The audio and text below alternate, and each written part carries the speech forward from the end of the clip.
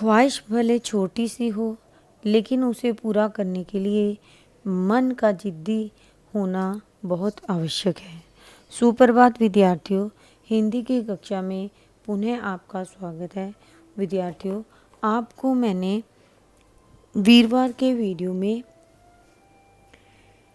एक फूल की चाह कविता के सार के बारे में तथा इस कविता के पहले 3 पद्यांशों के बारे में जानकारी दी थी, अर्थात उनकी व्याख्या की थी, उनका अर्थ आपको भाव से ही समझाया था।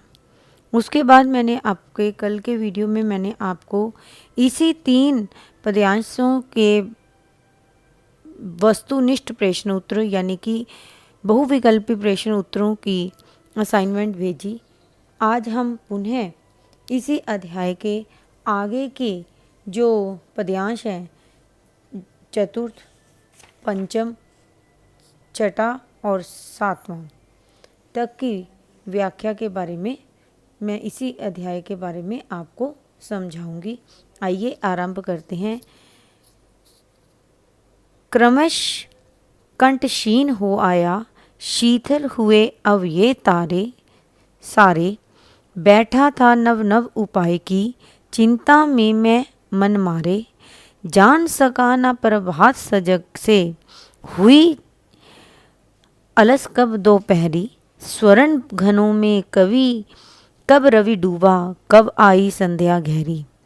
इस पद्यांश में सियाराम शरण गुप्त जो इस लंबी कविता के कवि हैं, उन्होंने उस समय समाज में फैली हुई जो महामारी बीमारी थी, जिससे एक सुखिया छोटी सी बालिका ग्रस्त थी, उसके पिता की क्या स्थिति है, उस जो बीमार पड़ी सुखिया है, जो उसके बारे में समझाने का प्रयास किया है।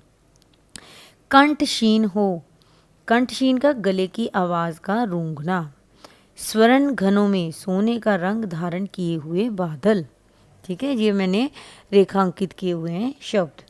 हाँ जी, इसमें कवि क्या कह रहा है कि सुखिया की मरने वाली स्थिति का वर्णन करते हुए कवि कहता है कि बुखार के कारण यानी जवर के कारण धीरे धीरे उसके गले की आवाज़ में रुदन भी आ गया, यानी कि शीतल हुए अव्य सारे, यानी कि उसका सारा शरीर जो है पूरी तरह से मतलब शीतल हो चुका था।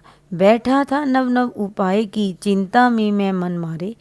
और यह देखकर चिंता में मन मारकर सुखिया का पिता उसे काल के क्रूर हाथों से बचाने के लिए कुछ ना कुछ उपाय सोचने लगा। यानी कि हर पिता चाहता है कि उसका बच्चा, उसकी जो बेटी है वो तंदुरुस्त रहे। वो भी यही चाहता था कि वो इस समय जो काल उसकी बेटी के ऊपर आया हुआ है उसको वहाँ से बचाए, और उसकी रक्षा करने के लिए वह तरह तरह से यानी कि उपाय सोच रहा था। हुई अलस कब इसी सोच में डूबा हुआ सुखिया का पिता कब दोपहर चलेगी और कब जो है सूर्य, रवि मतलब सूर्य, डूब गया और घने सोने के रंग धारण किए हुए बादलों के अंदर छुप गया। अर्थात कब मतलब शाम हो गई, अर्थात संध्या हो गई। संध्या हो गई, किसी को भी पता, उसको पता भी ना चला। ठीक है विद्यार्थियों, अब मैं अगला 5वां। सभी और दिखाई दी बस अंधकार की ही छाया, छोटी सी बच्ची को ग्रसने कितना बड़ा तिमिर आया। तिमिर मतलब अंधकार। ठीक है, ऊपर विस्तृत महाकाश में, विस्तृत मतलब फैले हुए, महाकाश मतलब निसीम व्योम। ठीक है, जलते से अंगारों से झुलसी सी जाती थी आंखें, जगमग जगते तारों में।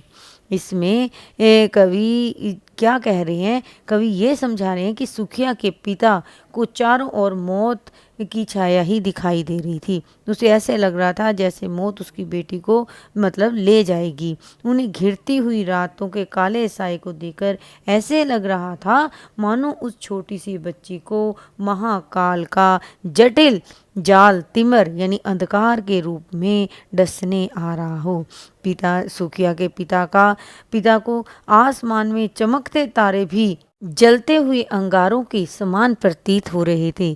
उन चमकीले तारों की सुंदरता और शीतलता परिस्थितिवश उसे अंगारों जैसी जान पड़ती थी। अर्थात कहने का मतलब यह है कि सुखिया कि अपने बेटी की ऐसी स्थिति को देखकर पिता को तारे भी आग के जैसे लग रहे थे। जैसे उससे लग रहा था कि जैसे अंगारे उसकी बेटी के ऊपर ही बरस पड़ेंगे। ये तो था विद्यार्थी 5वें पद्यांश के बारे में मैंने आपको इसकी व्याख्या समझाई। अब मैं आगे देखिए 6 के बारे में पढ़ने जा रही हूँ। देख रहा था जो सुस्थिर हो, सुस्थिर यानी कि बिल्कुल ही रूप से स्थिर हो जाना, नहीं बैठती थी क्षण भर, हाय वही चुप पड़ी थी, अटल शांति सी धारण कर, सुनना वही चाहता था मैं, उसे स्वयं ही उकसा कर, मुझको देवी के प्रसाद का एक फूल ही तो ला कर दो। अर्थात भी कवि ये कह रहा है कि पिता ने देखा कि उसकी जो बेटी है अर्थात पुत्री है स्थिर एवं चेतना शून्य होकर चुपचाप पड़ी थी। उसकी निश्चेष्ट काया को यानी कि बिल्कुल मतलब कुछ हो ही नहीं रहा काया को देखकर पिता का मन यानी हृदय उसे उकसाने के लिए उसे उत्तेजित कर रहा था। वह उसके मुंह से वही सुनना चाहता था जो उसने जब वो बीमार मतलब हुई और उसके ने यही अपने पिता से कहा था कि हे पिताजी मुझे महादेवी के प्रसाद के रूप में चरणों से एक फूल ही लाकर मुझे दे दो। पिता यही चाहते थे कि आज मेरी बेटी की स्थिति ऐसी हो रही है, वो चाहते कि कुछ तो बोल ले बेटी, जो कभी मतलब चुप ही नहीं रहती थी, आज वो पूरी तरह से निढाल उसके मुंह से आवाज तक नहीं निकल रही। ये बेटी की ऐसी स्थिति देखकर पिता की यही इच्छा हो रही थी कि वो कुछ ना कुछ बोले। ठीक है, ये देखिए 7वां। ऊंचे शैल शिखर के ऊपर मंदिर था वितरण विशाल, वितरण होता है विस्तार में फैले हुए, स्वर्ण कलश सरसिज विहिसत से पाकर सुमित रवि कर जान, सूर्य की किरणों का जाल, दीप धूप से आमोदित था मंदिर का आंगन सारा, गूंज रही थी भीतर बाहर मुखरित उत्सव की धारा। मुखरित होता है तीव्र रूप से स्वर से गाते हुए लोगों की आवाजें। यहाँ पर कवि ये समझा रहा है, यहाँ पर कवि ने हमें मंदिर की विशालता और उसकी भव्यता का बहुत ही सुंदर वर्णन किया है। कवि कहते हैं कि ऊंची पर्वत चोटी पर एक विशाल और भव्य मंदिर खड़ा था, सूर्य की किरणों के समान चमकते हुए उसके कलश सुनहरे कमल के जैसे लग रहे थे। जिस प्रकार सोने की चीज़ दूर से ही चमकती है, जब सूर्य की किरणें उस मंदिर पर पड़ रही थी तो वो भी ऐसे लग रहा था जैसे सोना चमक रहा हो।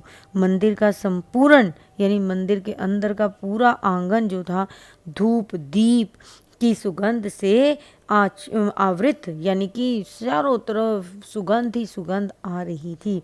मंदिर के बाहर भीतर सारी जगह उत्सव का वातावरण था। चारों ओर प्रसन्नता और प्रफुल्लता नजर आ रही थी, यानी कि हाँ जो भी वहाँ पर भक्तजन थे वहाँ पर उनके चेहरे पर तीव्र मतलब उनका जो चेहरा था उत्सव के कारण प्रसन्नता से खिला हुआ ही दिखाई दे रहा था। विद्यार्थियों, आज के इस वीडियो में मैंने आपको चतुर्थ 5वां और 6ठा और 7वां पद्यांश की व्याख्या के बारे में जानकारी दी है।